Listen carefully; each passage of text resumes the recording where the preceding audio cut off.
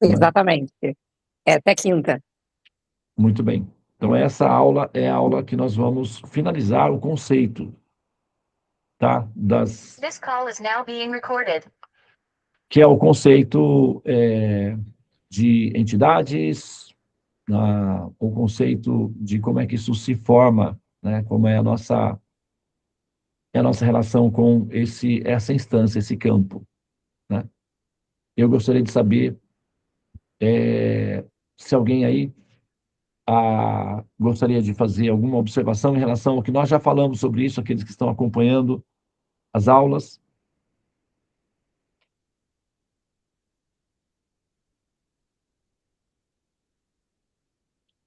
Tudo bem. Então, vamos lá.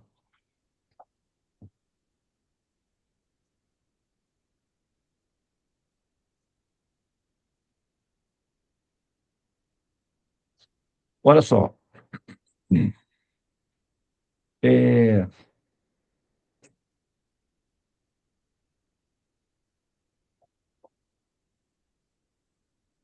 Nós, nosso último encontro, nós fizemos uma referência que é a seguinte: moedas falsas existem porque existem as verdadeiras. O que significa isso? Existem duas categorias de seres ou de princípios que nós poderíamos considerar como entidades, tá? Assim como no processo histórico, quem está acompanhando o curso de revisão da primeira onda, por exemplo, está familiarizado, já tem uma familiaridade maior em relação ao conceito em si, sabe que o processo histórico da formação da ideia de Deus, ela tem duas vias, né? Passa por duas vias. Uma é a ideia de que uma é o modelo em que o ser humano, interagindo com a natureza e tendo contato com o mundo dos sonhos e também das variações que as plantas, que o xamanismo, os processos de interação com a natureza, chás e bebidas mágicas, induziam esses nossos ancestrais a imersões místicas em mundos mágicos, seja através dos sonhos ou seja através de rituais hipnóticos motivados por plantas mágicas. Uma delas, por exemplo, que é uma planta, um fóssil, né? Foi encontrado no estômago no estômago, foi encontrado junto aos ossos, aos remanentes de habitações e sítios arqueológicos nos neandertais, é uma planta chamada beladona. E a beladona é usada, inclusive, até hoje, para fins terapêuticos e tratamentos, né? Então, sabe-se que a utilização de plantas mágicas é um processo muito antigo. E nós sabemos que a utilização de plantas mágicas induz a pessoa, por um ritmo hipnótico, a fazer contatos ou a ter experiências mágicas com seres, entes, não é? E tal. E naquele período onde a escuridão prevalecia, na noite, a imersão era muito mais profunda, porque quando você, por exemplo, vai dormir, apaga-se as luzes, não é? Então, a escuridão ela é muito mais apropriada para o sono profundo. Eu não sei se vocês sabem desse dado, mas o universo é assim. Se a gente pegar todas as estrelas, quasars, a, sabe, buracos brancos, né, anãs brancas, que são estrelas supermassivas que iluminam muito, juntar todo o material produzido de luz e colocar num canto do universo inteiro, dá apenas 5% do universo, só 5%. O restante é tudo escuro. Ou é energia escura ou matéria escura. É bem escuro. Tem um ambiente bem, assim, vamos dizer, apropriado para se dormir e sonhar. A escuridão é profunda, né? E o silêncio do universo é gritante. Então, um ambiente escuro e silencioso, ele é propício para sonhar.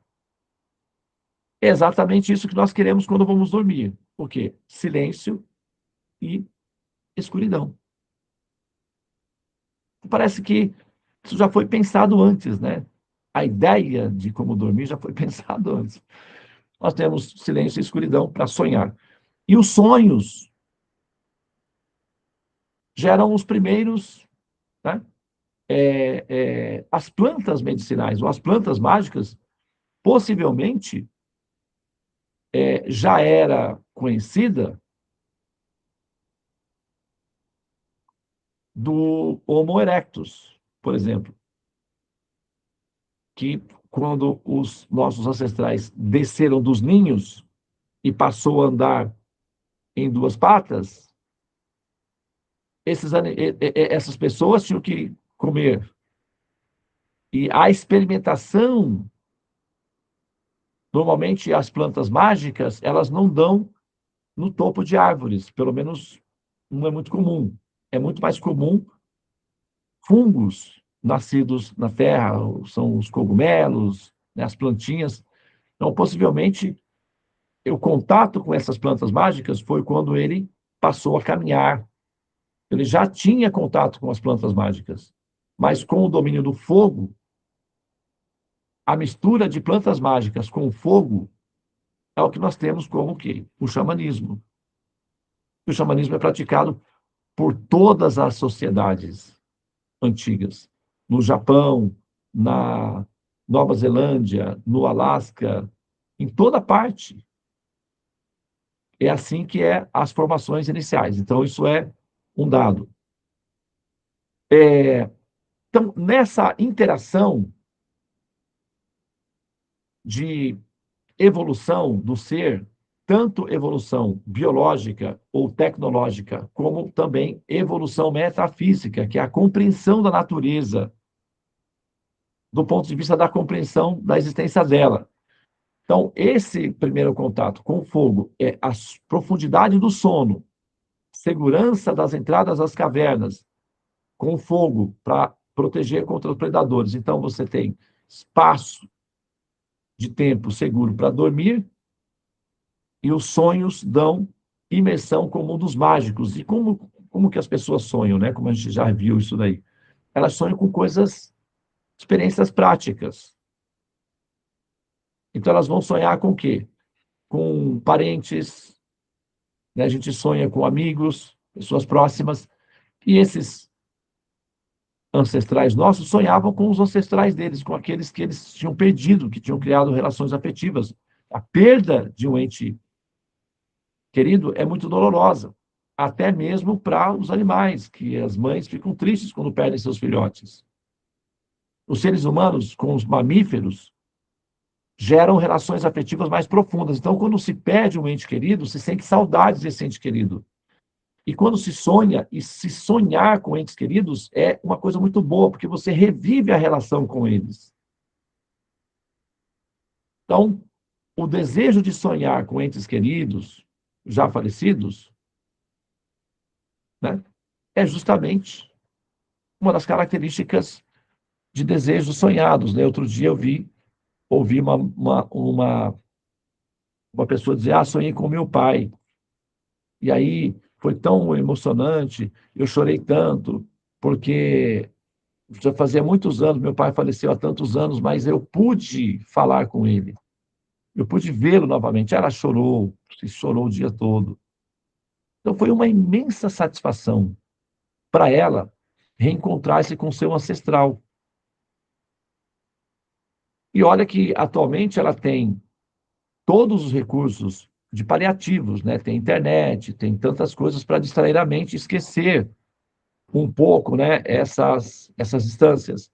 Mas naquele período em que eles tinham apenas as mãos como entretenimento e a natureza como um filme, o recurso era menor. Então, as relações humanas eram mais fortes, até porque os grupos eram pequenos.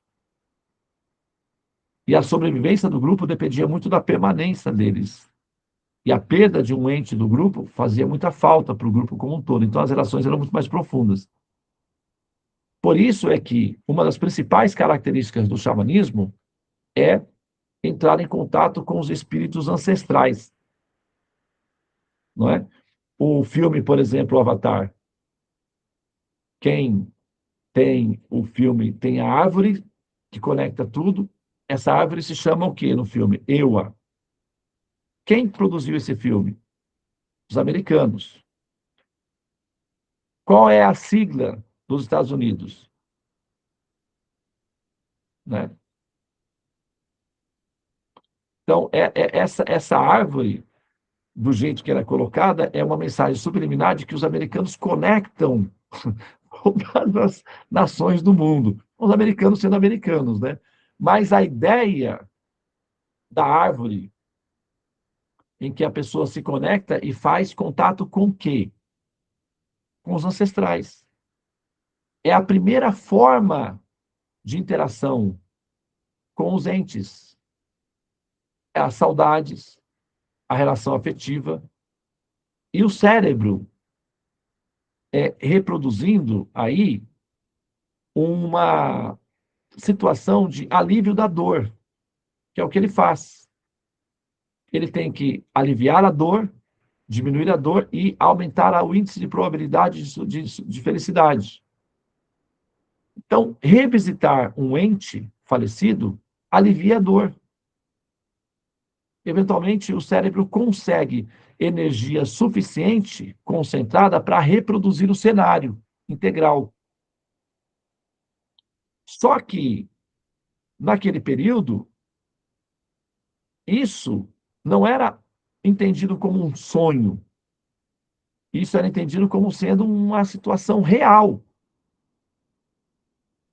Então, as entidades vividas nos sonhos eram entendidas como reais, espíritos reais, seres reais. E eles eram, naturalmente, arquivos de lembranças, de memórias produzidas pelo cérebro e devolvidas como resíduos de informações, tanto é que não se sonha constantemente com os ancestrais. Eventualmente, para conseguir a revisão de um cenário completo, isso requer uma logística que no cérebro é muito rara. Tanto é que é muito raro a gente sonhar com os nossos ancestrais, nossos avós, parentes. Isso requer uma complexidade, uma alta produção de energia. E isso torna o processo raro. E também não é necessário, né? Porque a ideia é aliviar a dor. Então, não é necessário você ficar convivendo. Eventualmente, você tem um sonho, dependendo da intensidade da relação afetiva. E nesse período, essas visitações eram tidas como imersões no mundo dos mortos, dos espíritos. Então, passa-se a se criar um ambiente em que essa visitação ou essa imersão, ela pode ser possível também na convivência do dia a dia. Então, naturalmente, se criam altares ou pontos de contato onde se pode ir para fazer esses contatos com esses entes, não é, ancestrais. Então, as rodas de fogo com as plantas mágicas era muito divertido, interessante, era tudo mágico. Então, era o que se tinha como, né, assim, distração, diversão e um primeiro início da metafísica.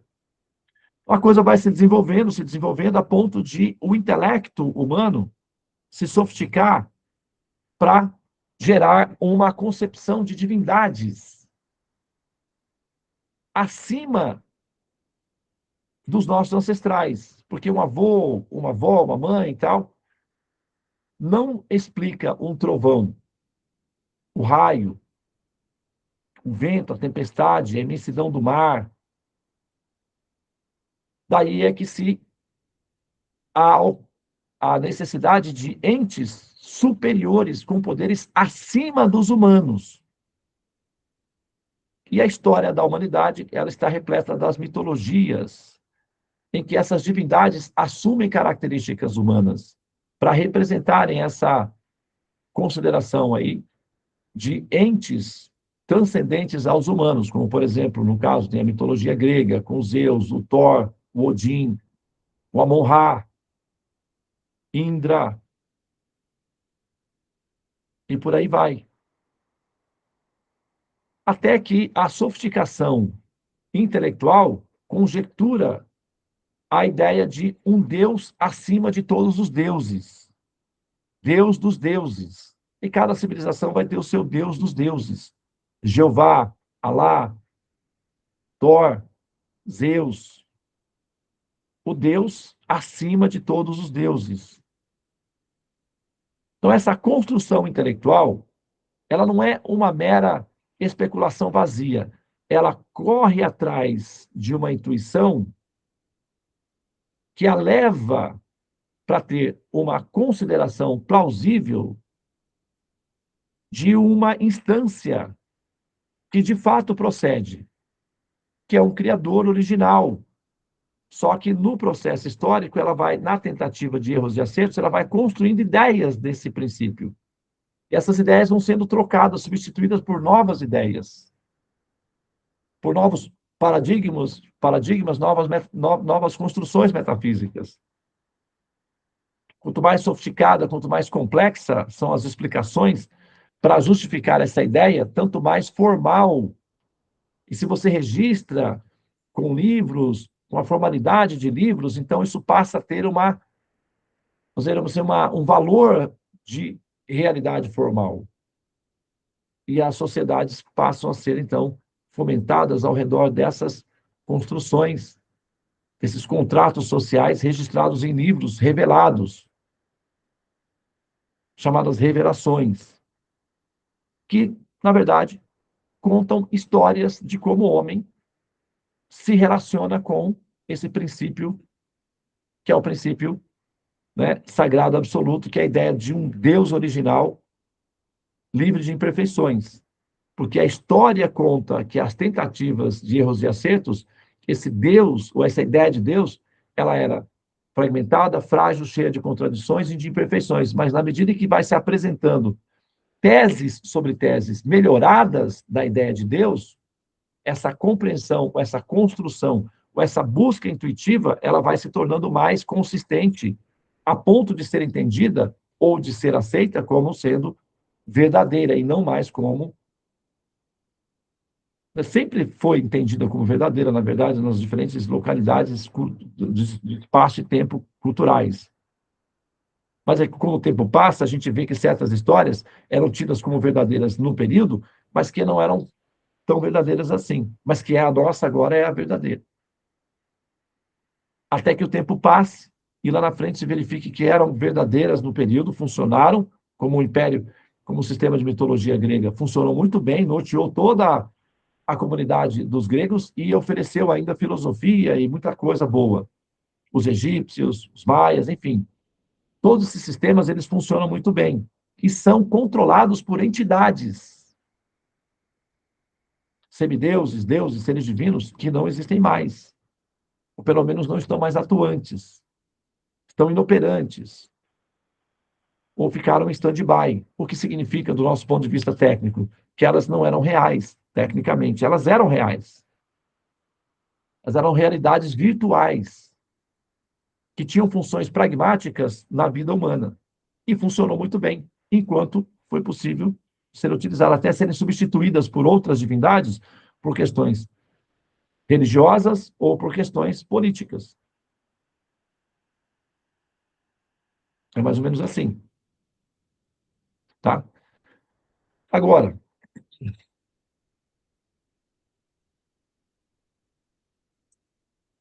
essa construção, ela segue uma linha intuitiva.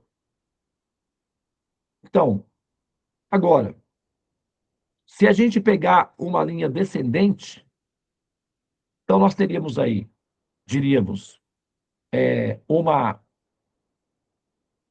exposição de uma entidade, ou de entidades, digamos assim, que seriam mais perfeitas e próximas do que nós chamamos de realidade. Agora, as entidades, enquanto construção psicológica ou enquanto construção xamânica ou metafísica da nossa reprodução, ela tem sim a capacidade de estimular o campo para que esses seres sejam manifestos, digamos assim, tá? E como eu falei, interagir dentro do campo. Então, a criação do contrato de uma entidade por processos históricos ou mitológicos torna essa entidade real dentro de um espaço-tempo cultural. Então, uma pessoa que incorpora uma entidade, por exemplo, ela está interagindo com o campo de dados de informação que efetivamente produz um estado alterado nessa pessoa. E como esse campo de dados tem uma característica pessoal, ele é como um arquivo, uma Wikipedia. Cada vez que é atribuído a essa entidade uma característica, essa característica ela é incorporada. Por isso que, quando, por exemplo, uma pessoa incorpora o espírito, por exemplo, do Ramatiz, que é um indiano, a pessoa vai falar, talvez em sânscrito, ou vai falar contexto cultural indiano, ou quando a pessoa incorpora o espírito do preto velho, vai falar como preto velho, ou como incorpora o espírito do arquivo. São diferentes arquivos, de acordo com o acesso a esses arquivos, a característica do arquétipo vai se manifestar na pessoa em termos de pareamento que é feito com esse espírito ou com esse arquivo, num sistema semelhante ao de Bluetooth, e o cérebro tem essa capacidade de replicação, e uma das recursos utilizados, como nós vimos, são os neurônios espelho, em que isso é possível ser feito. Afora isso, quando as entidades, elas são benéficas, elas não são prejudiciais, elas são favoráveis, então, está tudo bem, como terapia. Não é perigoso. Quando uma entidade é perigosa, a pessoa ela é presa. Por exemplo, uma pessoa que incorpora a entidade de Jesus dizendo para matar outra pessoa. Foi o caso do nosso cartunista Enfield, né? O cartunista brasileiro chamado Enfield, uma das pessoas envolvidas no processo incorporou a entidade de Jesus, e essa entidade de Jesus teria dito para ela que ela deveria matar o Enfield. E ela foi e matou o cartunista e o filho. E, de acordo com a explicação, foi a entidade que deu a orientação. Então, nesse caso, essa entidade, ela vai presa. Então, digamos assim, a ode à entidade, a tolerância à entidade, o acolhimento da entidade, ela só é possível enquanto ela não é perigosa.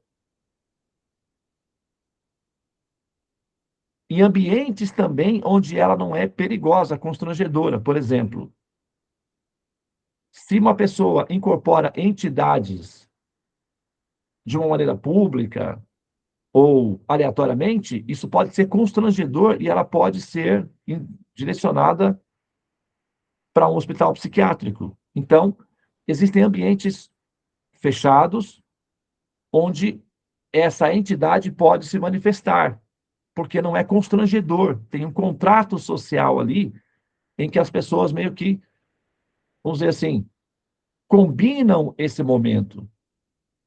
Mas essa entidade, ela não é permitida de ser ativada em qualquer momento, porque pode ser constrangedor para a pessoa. Então, ela é meio, assim, limitada. Por exemplo, uma pessoa que assume o espírito de um, sei lá, um javali ou um lobo numa roda xamânica. Ela não vai sair por aí uivando na farmácia quando ela precisa de um paracetamol, porque senão ela vai parar no hospício. Então, quando é que ela incorpora o espírito do lobo, o espírito do lobo? Numa roda xamânica, num ambiente fechado, controlado e seguro, onde ela não vai ser levada a um hospital psiquiátrico. Então, ali, essa interação ela é permitida num certo período de tempo. Então, é uma terapia. Mas ela não tem valor absoluto, porque a pessoa não pode sair dali uivando. E nem a pessoa pode sair dali falando como preto velho com as pessoas. Porque se ela fizer assim, ela vai ser considerada uma pessoa demente. E ela vai ser isolada. Então, daí nós vemos que a entidade tem uma certa limitação, ela é controlada por aqueles que as controlam. Quando a entidade toma conta da pessoa, ela vai parar no hospital psiquiátrico. Não é assim? Se uma pessoa sair por aí falando como um cacique, um pajé, se ela sair conversando com as pessoas normalmente numa linguagem mística da floresta, as pessoas vão achar que essa pessoa não está bem. Aí vai ver o remedinho, sei lá, alguma coisa assim, para ela se acalmar. Mas, numa roda controlada, a pessoa pode. Porque isso é um contrato social, ali é um controle, o grupo está controlando as entidades.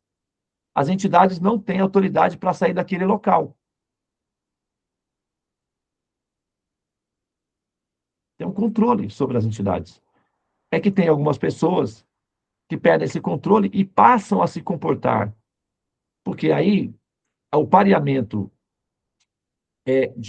intrínseco que envolve uma credibilidade de fé absoluta, a pessoa, se não tem esse bom senso, ela continua vivendo essa entidade fora do ambiente controlado e é onde ela tem problemas familiares e psiquiátricos. Algumas vão parar em hospitais psiquiátricos, sim, onde elas são tratadas com medicamentos para aprenderem a controlar a entidade dela. Aquele que controla a própria entidade é conhecida como pessoa sã. Aquele que é controlado pela entidade é conhecido como pessoa clínica.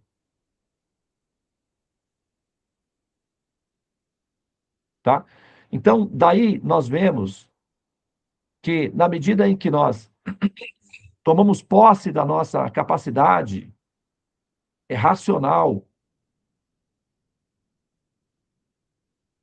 ou da nossa capacidade intelectual sóbria, o espaço de interação com a entidade vai ficando cada vez mais reduzida a um ponto específico, em dias específicos, motivados por rituais ou plantas mágicas.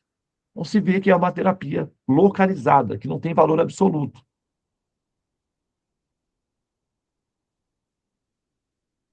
Tá? Então, elas são reais? São. Mas são realidades virtuais, controláveis por aqueles que as controlam. E quando a pessoa entra muito no mundo da fantasia da entidade, ela, então, torna-se um caso psiquiátrico. Quando é mais tranquilo, ela só vai para um hospital passa um tempo lá, toma uns remedinhos e sai de lá mais ou menos, vamos dizer assim, curada. Quando é perigoso, ela pode matar outras pessoas, que é o que nós chamamos de esquizofrenia. Ou ela pode machucar a si mesma. Tá? Então, a influência dessas entidades ela é real. Ela produz alterações psíquicas comportamentais. Mas a observância dessa entidade, ela é naturalmente limitada dentro de um ambiente controlado onde as pessoas que são mais, vamos dizer assim, fortes ou têm maior domínio das técnicas é que controlam essas entidades. E esses ambientes são terapêuticos e como terapia de grupo vale. Mas existem os riscos de que algumas terapias podem ser um pouco mais fortes para uma determinada pessoa, e isso dá problemas de lesão no sistema neural e a pessoa precisar de tratamento psiquiátrico depois. É muito comum. Tá? E não apenas nas rodas xamânicas, mas também dentro dos livros chamados revelados, sagrados. Eu assisti um documentário de um pai de família que simplesmente matou todos os filhos, crianças, porque ele estava lendo a Bíblia durante muitos dias, a história do Apocalipse, e a entidade do anjo, que ele falou lá, que era o anjo Miguel, que seria o portador das trevas, do pote cheio de misérias, teria descido para ele e dito: olha, já está todo mundo morto. Nós vamos matar todo mundo, que a gente vai soltar esses potes aqui de misérias e vai ser terrível. E nós estamos chegando. Então, você junta uma pessoa frágil, sugestiva, com um ambiente tenso, porque ele estava desempregado, tinha vários filhos, a tensão de pagar contas, alimentar essas crianças, e às vezes as crianças são meio danadinhas, né? Perturbam a gente. E, ao mesmo tempo, você tem uma revelação apocalíptica de um anjo dizendo que vai soltar as misérias e vai ser praga para todo lado, e que você vê aqueles filhos ali que vão ser assediados por doença, bicho comendo, diabos vindo dos buracos para... Então, o que ele pensou? A inspiração dele, matar os filhos para libertar os filhos dos sofrimentos que os anjos do Apocalipse soltariam na terra, que já estava iminente, porque os sinais dos tempos já estavam evidentes. Vocês ouvirão guerras e rumores de guerras, e tal, não sei o quê.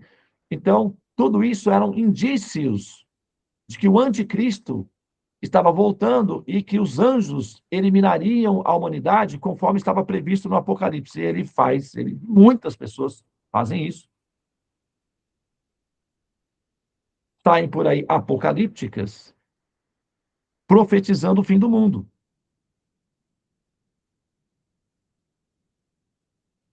E aí ele vai e mata os filhos. Possuído pela entidade, o anjo. Então, o pareamento com as entidades, que são construções históricas, intelectuais humanas, tem efeitos reais sobre as pessoas. Agora, parear, por exemplo, com Maria, com Jesus, quando ele não manda matar, né?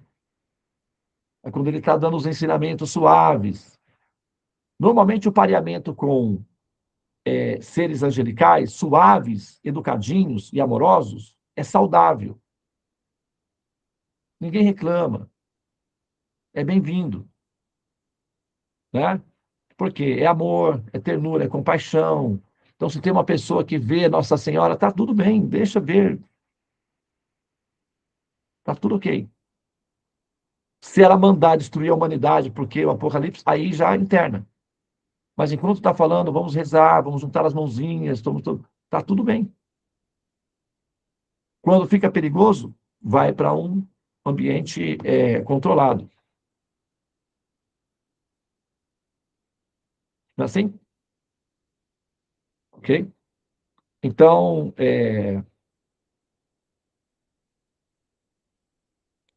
bom, agora, vou finalizar o raciocínio.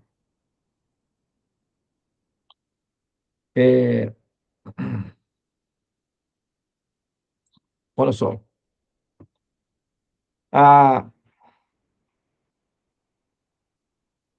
Agora, se existe a criação intelectual, que é uma tentativa de reacerto, é porque também existem as formas, que são formas, digamos, formas originais, tá? E, normalmente, as formas autorizadas, que são as formas mais úteis, são aquelas que são pacíficas, gentis, suaves e dão ensinamentos benéficos para a humanidade. Então, essas entidades, elas são sempre bem-vindas, independentemente de elas serem projeções ou serem realísticas, elas são úteis. Então, são toleráveis e aceitáveis. Agora, supomos que nós queiramos acessar o mundo realístico. Então, quanto mais real é esse ambiente, tanto mais capaz de interagir de forma racional com esse ambiente vai ser essa entidade. Que, por exemplo, vamos supor, você tem um filho, crianças, você é uma professora de uma sala de aula. As crianças estão querendo brincar e você quer educá-las. Então, juntar as duas coisas é útil. Criar brincadeiras em que, simultaneamente, elas aprendam valores importantes na vida. Mas por que você faz isso? Porque você é racional. Você é um educador. Agora, se você simplesmente começa a brincar com essas crianças e as brincadeiras podem ser prejudiciais a elas, então você tem que ser exonerado do seu cargo, porque você é incompetente ou porque você é clínico. Então, como é que você entende que uma entidade ela é mais próxima do real? Quando ela te ensina ou te impulsiona para valores superiores de bom senso. Principalmente quando você não precisa ter comportamentos esdrúxulos, alterações físicas absurdas, que não é necessário. Essas funções, racionalmente falando, não são. Então, quanto mais sóbria, quanto mais normal for a entidade, tanto mais próxima das reais ela está. E dessa forma vai se alcançando aí um nível de dimensão em que as formas mais perfeitas se tornam visuais. Como representante da cultura védica, do conhecimento e da revelação védica, então eu vou fazer a afirmação, com base na revelação védica, de que entidades ou seres transcendentes são reais.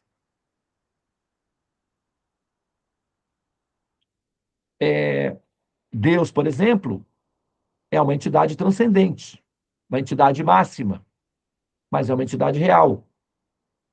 E acessar essa entidade, ou se conectar com essa entidade, requer um tipo de tecnologia, ou um tipo de abordagem equivalente ao nível desse ser transcendente.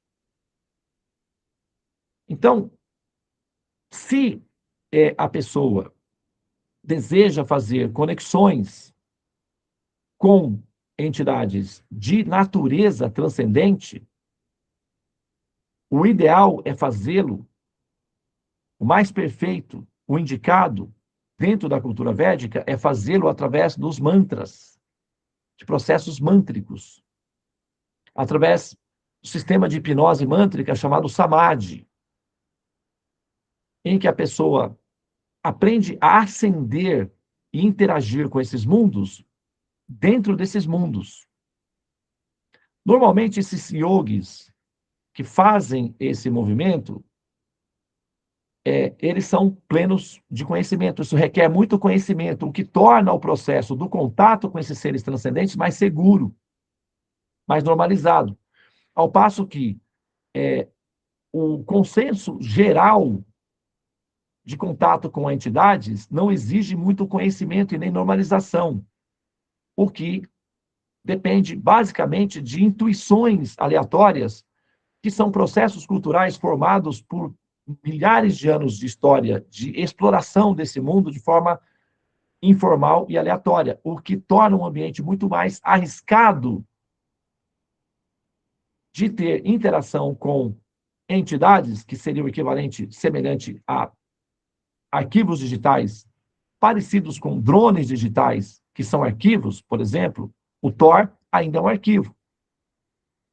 O Odin ainda é um arquivo. Isis ainda é um arquivo. Uma pessoa pode acessar esse arquivo, mas ele está em hibernação, não é mais utilizado, pelo menos é muito comum as pessoas utilizarem. Atualmente, eles usam mais os arquivos dos ETs, dos alienígenas. E baixam esses arquivos e se utilizam desses arquivos. Se fosse no passado, seria o Thor, o Odin, Pachamama, talvez, o Viracocha, algo assim.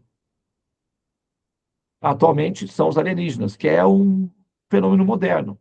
Isso pode ser alterado no futuro para outras formas, também equivalente, de forma equivalente. Tá? Agora, na medida em que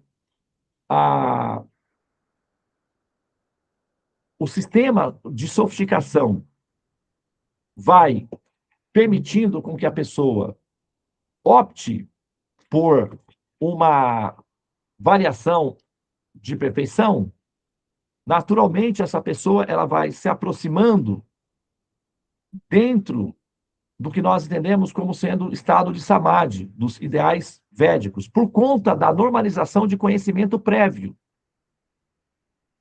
Eu vou dar um outro exemplo aqui, talvez para facilitar. O professor Newton é conhecido a história de que ele teria descoberto a lei da gravitação universal por conta de uma maçã que caiu, certo? Quem já ouviu isso, quem já ouviu falar disso daí, sabe que a história da maçã, do Newton, tem a ver com o processo da descoberta da lei da gravidade, certo? Só que o que não se fala, o que normalmente não se fala, é o quanto que o Newton passou. Deixa eu só ajeitar aqui o meu cabo de bateria aqui, tá, pessoal? Que deve estar querendo fugir, estou perdendo a bateria aqui.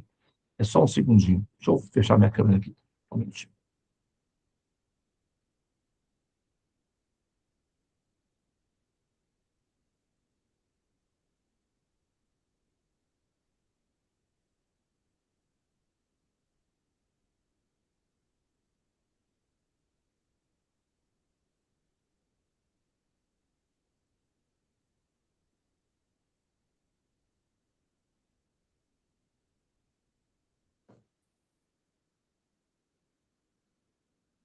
Prontinho.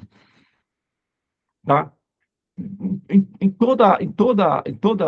Todo o sistema de conhecimento humano, a gente tem essas três divisões, que é básico, médio, superior, tá? Que é o que chamo de Kanishta, Madhyama e Uttama. Então, voltando aqui na metáfora do Newton, muitos dias e noites ele riscando o papel e errando nas fórmulas matemáticas para conseguir acertar a fórmula e ele não acertava. E num momento aleatório, aparentemente, ele então, todo o processo se deu, o cálculo se deu na cabeça dele com a queda de uma maçã. Foi uma catarse que ele teve, tá? Mas ele já tinha estudado os processos matemáticos anteriores. O que significa isso? Que conhecimento gera realizações de precisão. E ausência de conhecimento, não. Tá? Então, os sistemas hiperdemocráticos em que apenas a intuição é explorada, normalmente produz um tipo de conclusão insuficiente, inadequada e, eventualmente, até perigosa. Não são aconselháveis. É um ambiente muito instável, inseguro. Os médios, e aí nós podemos até usar a palavra médiums, que normalmente são os espíritas, eles já são mais formais em termos de busca de conhecimento. E aí se pode ver que as entidades pareadas por esse grupo já têm uma formalidade um pouco mais intelectualizada, são pessoas mais engajadas socialmente, mais preocupadas com o bem-estar social, são os espíritos, né, que são encarnados, digamos assim, nesses ambientes, são intelectualizados, são formais, são respeitosos com a humanidade, são compassivos, preocupados com o bem-estar da humanidade. Os principais, os formais, normalmente são assim. Agora, a pessoa pode parear um espírito sofredor, um espírito perdido, coisas assim, mas a função não é interagir com eles, mas ajudá-los a sair dessa condição de sofrimento. Então, se vê que a normalização é muito mais, digamos assim, compatível com o mundo real, em que o pareamento com essas entidades tem a ver com o mundo prático em que nós vivemos, que não é apenas uma experiência intuitiva, mágica, psicodélica, mas que tem uma formalidade prática em termos de interagir com o mundo para tornar o mundo viável, aliviar as dores e produzir altruísmo. Então, vamos dizer assim, é muito mais, digamos, é por isso que nesses ambientes você tem pessoas muito mais, formalmente falando, intelectualizadas, mais bem articuladas, mais estáveis socialmente, digamos assim. Não costuma ser um ambiente frequentado por uma grande massa intuitiva, porque requer o quê? Requer formalidade, requer estudos, requer práticas, requer dedicação para ter controle, gestão emocional nessa relação com os espíritos, porque se esse relacionamento transborda e a pessoa passa a viver a entidade no dia a dia, já é clínico. Não é como eu dei o exemplo do caso do Henrique Cristo, que incorporou a entidade Jesus, e é um caso clínico, mas como ele não é perigoso, então ele fica solto. Ele só fala coisas morais, vamos, vocês estão caídos, precisam ser evoluídos e tal, coisas normais. É o que se espera, né? De uma pessoa. Vocês estão entendendo que a referência são as diferentes classes de entidades que são produzidas nos diferentes grupos. Tá? E, nesse caso, você tem um grupo geral, que é uma base da pirâmide, onde todos os tipos de espíritos, entidades aparecem, desaparecem com o tempo histórico ou no momento ali, são controláveis também por aqueles que, eventualmente, um sai do controle e a pessoa, né, vai, enfim. Como ele não é muito bem regulamentado, então qualquer um pode ser um pai de entidade, um agente da entidade, você basta ter um pouco mais de sensibilidade sugestiva, mas sem a formalidade de gestão emocional, que é conhecimento, dá uma coisa mais aberta, vamos dizer assim. E é um campo muito mais explorado pelas pessoas, porque não exige a formalidade de conhecimentos. Basta interagir na emoção. Então é mais, vamos dizer, fácil de entrar. Nos ambientes médios, já tem uma certa exigência intelectual. Você tem que estudar, conhecer o porquê e tal, etc, etc. Racionalizar. Aí você já tem um público menor. Você tem um público menor e, ao mesmo tempo, né, esse público menor, ele precisa demonstrar uma gestão emocional para justificar aquela relação. Então, Se você vai num templo espírita, por exemplo, você encontra pessoas bem educadas, sóbrias, que dão os passes, que dão conselhos, que se comunicam com as entidades, mas normalmente são entidades, intelectualmente falando, respeitáveis publicamente, porque se é uma entidade um pouco diferente, já o público ou questiona, ou se assusta, ou será alguma coisa assim, que não é o ambiente. Inclusive, normalmente, quando, por exemplo, você tem pessoas querendo incorporar essas entidades mais democráticas, vamos dizer assim, essas pessoas são convidadas a ir para um outro tipo de ambiente, um terreiro espírita, uma coisa assim, que é um ambiente onde essas entidades são mais aceitáveis. Então, você vê que são as classes, essas classes são equivalentes ao público. Agora, se nós formos propor uma alternativa nesse contexto, então, o pareamento com entidades transcendentes que podem ser fundamentadas racionalmente, ela se aproxima muito mais daquilo que nós entendemos como sendo perfeitas, principalmente quando essa entidade, ou esse ser transcendente, também pode explicar de forma consistente e satisfatoriamente a natureza da mente do Criador, bem como da criação. Porque aí você tem respostas fundamentais para os problemas da existência. Então, esses seres, eles são o que nós buscamos em termos de perfeição de pareamento. E, normalmente, esses seres, eles são um conjunto formado por um princípio chamado Param-Atma, que é a pessoa suprema, que assume diferentes formas funcionais para a interação com o público dentro desse ambiente seguro que leva o ser a emergir através do samadhi produzido pelos mantras, pela hipnose dos mantras, num ambiente transcendente, no qual a pessoa experimenta essa realidade ainda em vida e costuma viver a vida fundamentado em busca dessa transcendência, de maneira coerente com o ato de existir local e um planejamento para a próxima fase, que é a transcendência. Então, essa entidade absoluta ou realística, do ponto de vista prático, dentro do contexto védico, ela é chamada o Param-Atma. Tá?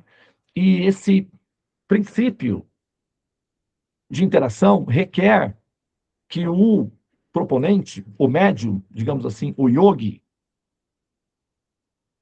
ele precisa ter uma base de conhecimento racional bem formatado para que essa relação de contato com esse princípio chamado Param-Atma se estabeleça de fato. Então, entidades, elas são reais. Agora, a categoria delas também pode ser verificadas. Tem canistas, madhyamas e utamas. As utamas são as mais perfeitas. E essas utamas, normalmente, estão relacionados, todas elas, de forma direta, com a liberação dos seres. Então, elas têm uma função específica, libertar os seres do ciclo de renascimentos e mortes para introduzi-las como cidadãos livres na transcendência. E não apenas para resolver problemas locais, que vão trazer o ser de volta ao renascimento. Não é, por exemplo, vamos dar um exemplo simples aqui para facilitar. Jesus era um espírito, né? Digamos que o que nós normalmente utilizamos como referência é o Espírito Santo, o Espírito de Deus encarnado na carne, né, como se fala. Era uma entidade, só que tridimensional. Ela podia ser vista e comunicada, mas se tratava de um ser de fora da Terra. Jesus é entendido como um ser de fora da Terra, que entra na Terra através de um processo mágico, que é uma fecundação milagrosa, e passa a agir como ser humano, não sendo humano, ou seja, é uma entidade, só que com características tridimensionais. E qual é a principal função dessa entidade, dessa pessoa, desse ser?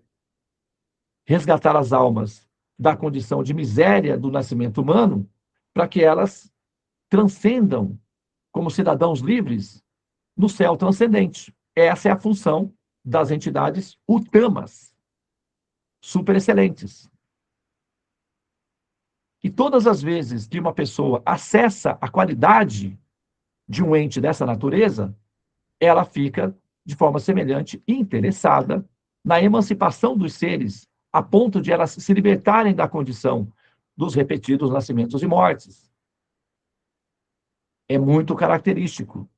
Só que isso pode ser fundamentado com razão racional, que era o caso dos ensinamentos de Jesus, por exemplo. Ele não simplesmente manifestava poderes, ele explicava isso. E isso é o que nós precisamos, de seres capazes de explicar o que estão fazendo e fazê-lo. Ao fazê-lo, devem explicar o que estão fazendo. Aqueles que não conseguem explicar o que estão fazendo, estão experimentando, isso pode ser perigoso. Por isso, nós sugerimos às pessoas místicas, que são buscadores de transcendência, que aprendam a parear ou aprendam a exercitar a sua função mágica, mística, que é uma função real que toda alma tem, com seres transcendentes. Isso só é possível com a autorização ou com a relação direta com o Paramatma, que é a alma suprema.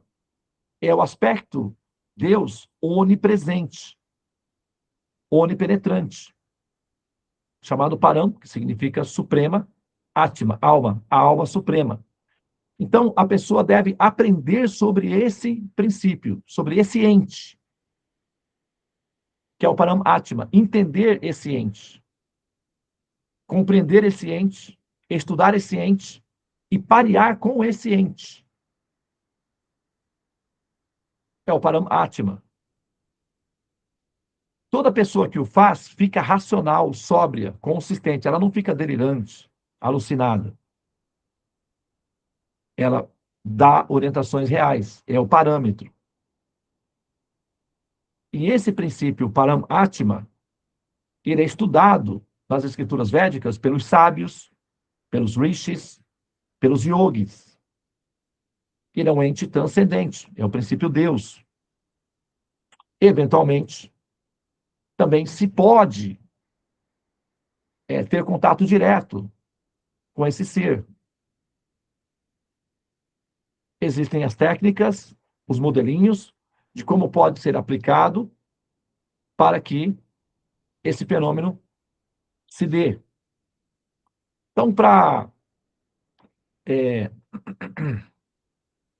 finalizar aqui a minha fala, eu vou contar uma história que aconteceu comigo, algumas histórias que já vivi pessoalmente, mas eu vou falar sobre uma específica, para demonstrar a funcionalidade desse modelo, desse mecanismo. Ele é compreensível. Tá?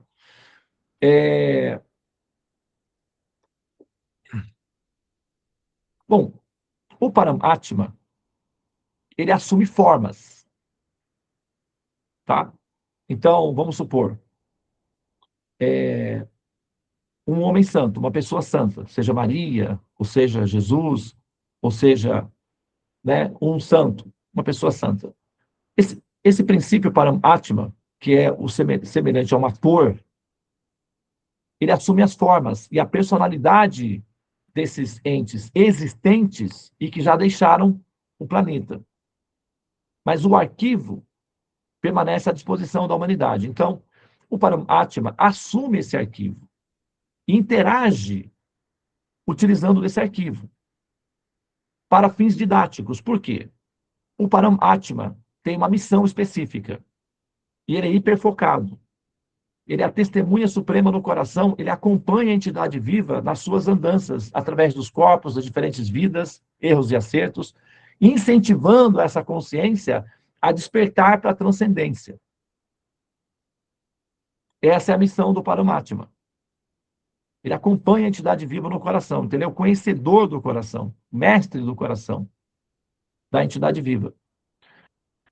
E esse pedagogo, preocupado em redimir, em evoluir, em amadurecer a entidade viva, vai usar todos os recursos para alcançar esse objetivo. Inclusive, se utilizar de arquivos reconhecidos pela entidade viva para facilitar a interação dela. É como o professor, por exemplo, não é? Que tem que ensinar a palavra P para um aluno. Se ela está na roça, é muito mais fácil ensinar P com, né, porco ou porteira, porque a criança conhece um porco e uma porteira. Mas se a professora quiser falar sobre portaria ou porta-aviões, aí na roça não é muito, sabe? É mais na cidade. Então, a linguagem equivalente vai ser útil de acordo com o público, a relação do público. Então, se eu sou, por exemplo, o Paramatma, vamos colocar um detalhe aqui.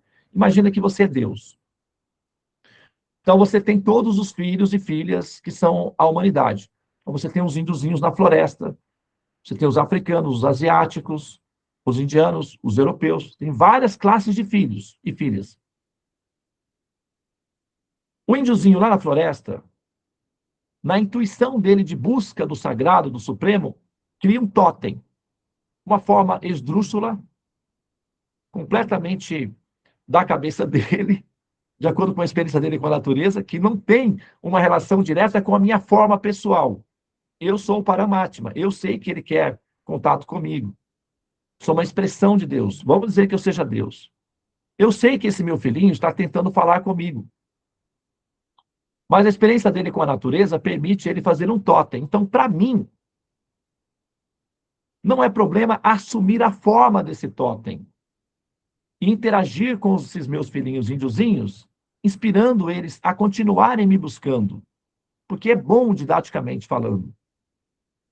É o que ele entende, o totem, o projeto de inspiração divina dele. Já um africano, ele tem uma outra relação com a natureza. Ele vai criar um outro tipo de modelinho para tentar me contactar. Então, eu tenho essa capacidade de assumir a forma proposta pelos meus filhinhos africanos, pelos meus filhinhos os índios na floresta, pelos meus filhinhos asiáticos e pelos meus filhinhos de outros planetas, inclusive.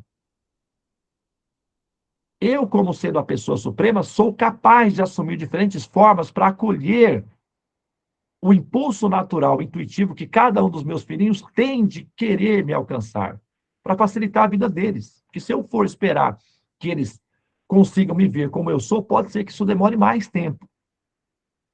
E eu tenho uma ansiedade que eles evoluam o mais rápido possível. Eu assumo as formas que eles propõem. Não está dito, o homem propõe e Deus dispõe?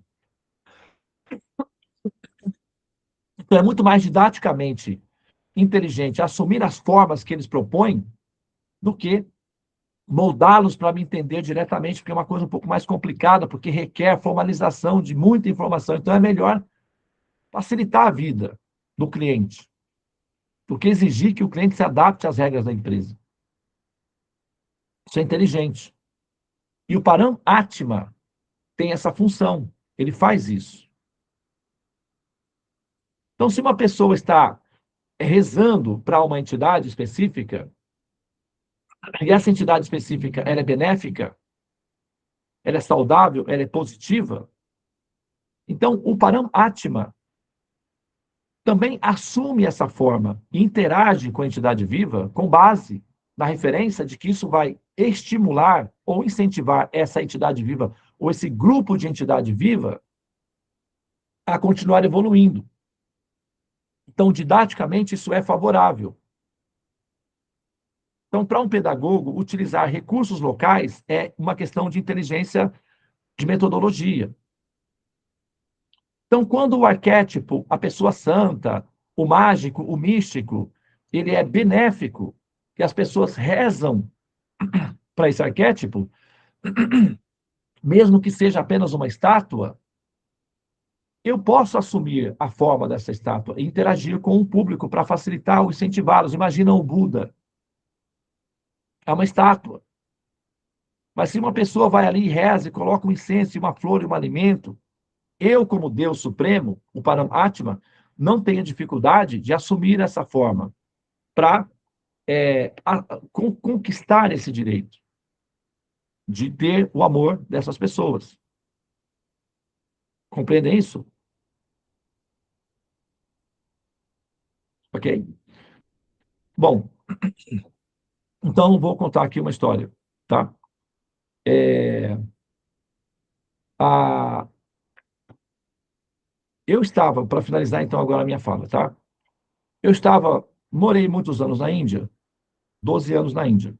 Passei 10 anos sem ver minha mãe, meus parentes, aí voltei para o Brasil para trazer meus filhos para estudar.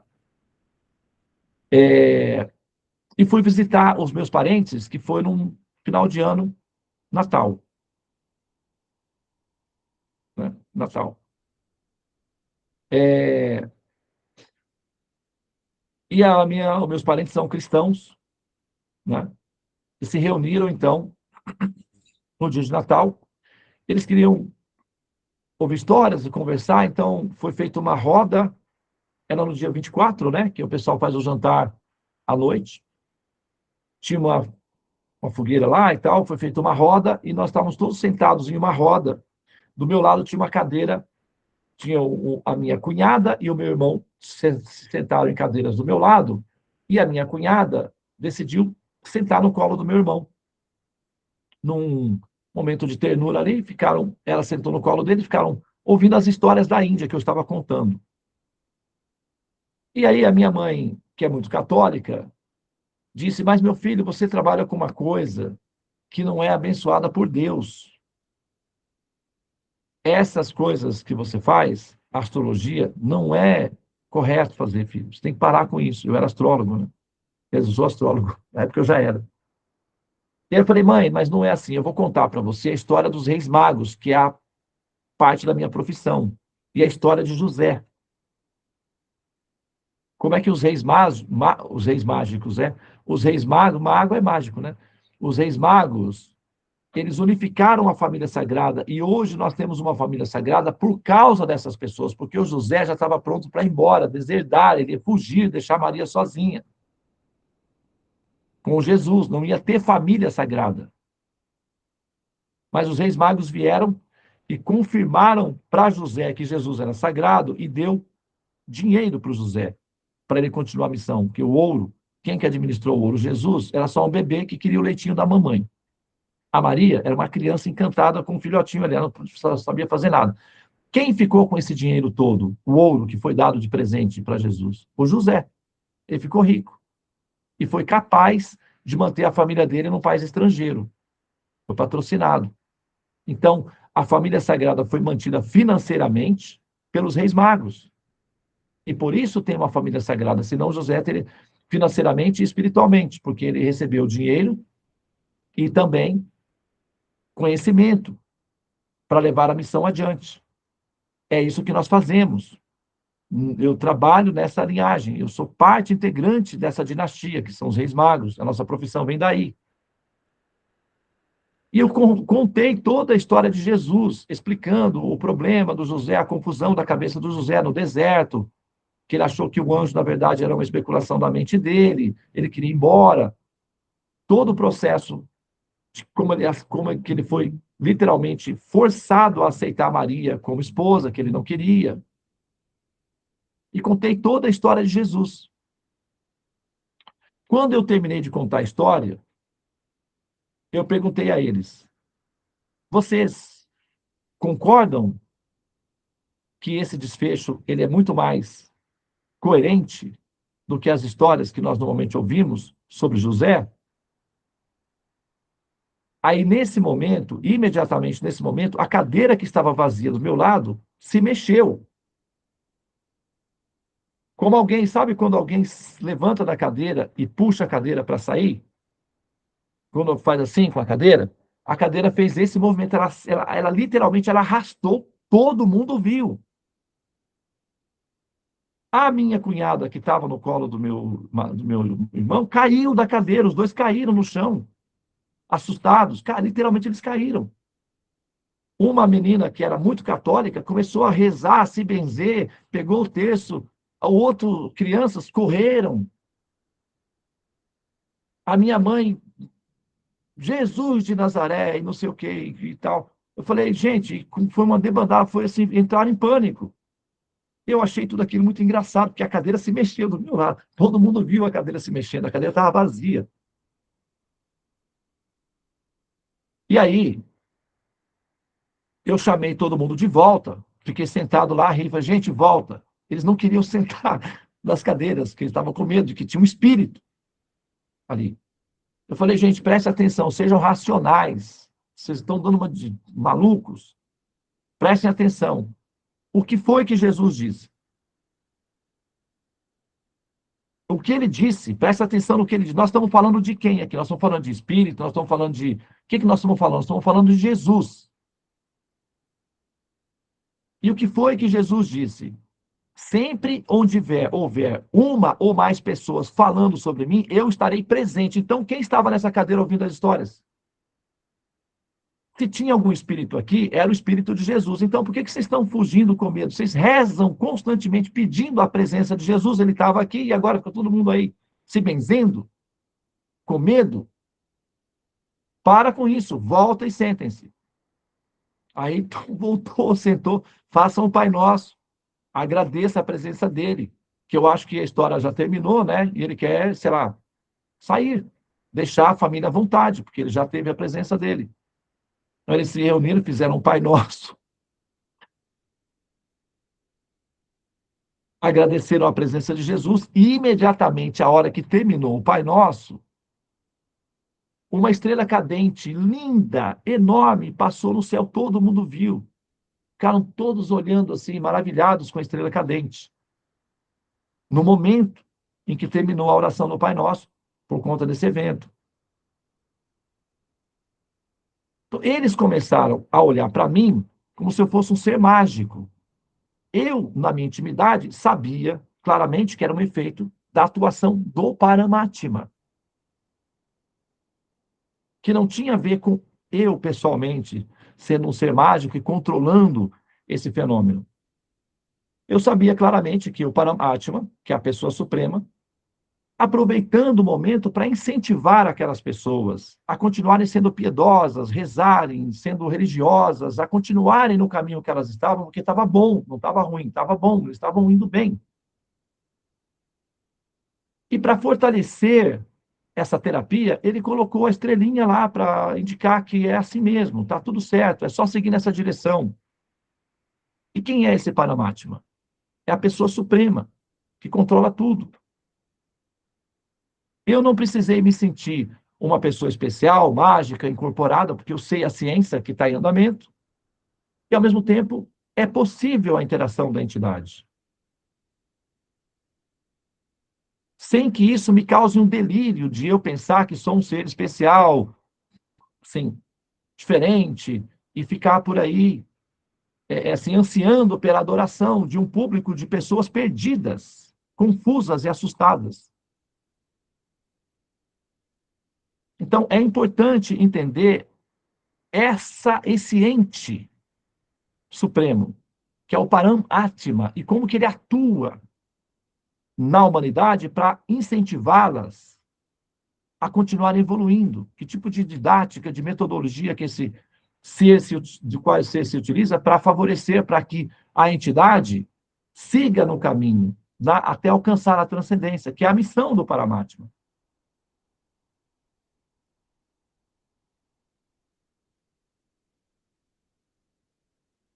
E é isso que nós propomos, conhecimento sobre a mente e a forma como o Criador e o Supremo atua para executar a missão dele. Que a missão do resgate das almas é dele. Ele é o responsável por isso. Nós cooperamos e interagimos com a terapia porque nos beneficiamos nessa cooperação, nessa parceria sagrada divina. Mas nós sabemos que é ele o responsável por tudo.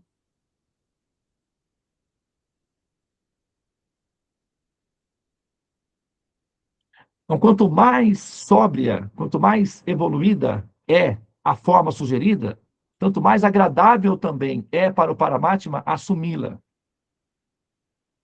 E quando a forma sugerida é vaidosa, é egocêntrica, é somente um êxtase, uma catarse individual para autolatria, para autopromoção, é perigoso, inclusive. As pessoas podem enlouquecer com isso.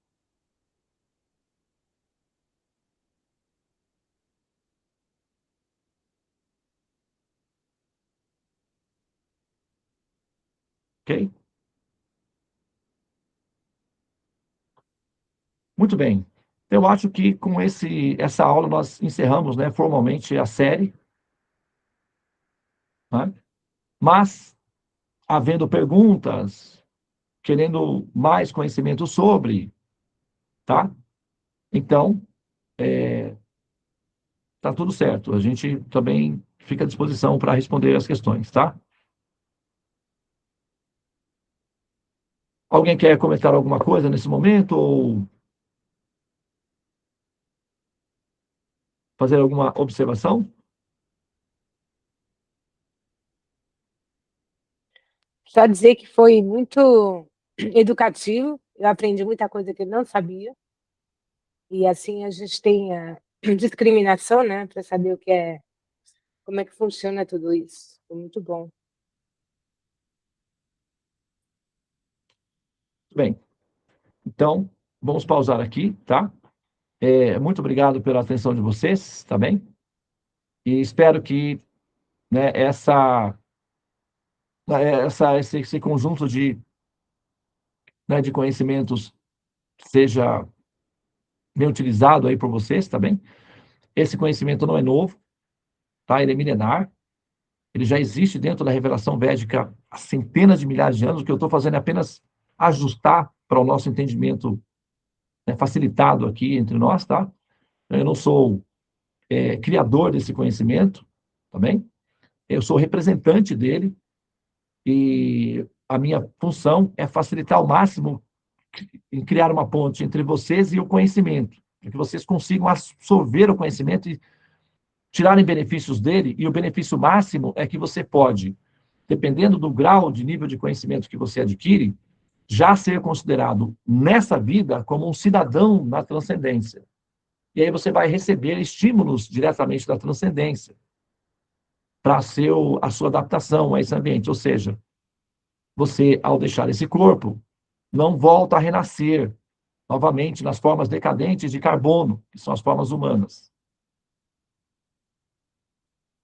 Tá? Essa é a ideia. É esse o propósito do conhecimento.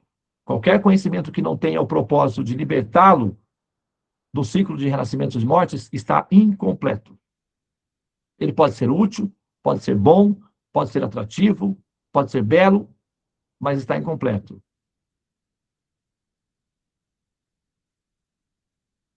Ok? Muito bem, então, agora sim. Hare Krishna, Krishna Krishna, Hare Hare, Hare Rama, Rama Rama, Hare Hare. Ó energia suprema, amor divina, ó Mahamantra, auspicioso libertador do ser, desperta-me, eleva-me, envolve-me, protege-me. Hariom Shanti, Namastê, Om Tat Sat, Hare Krishna. Tchau, tchau para todas as pessoas aqui presentes na sala. Tenham um excelente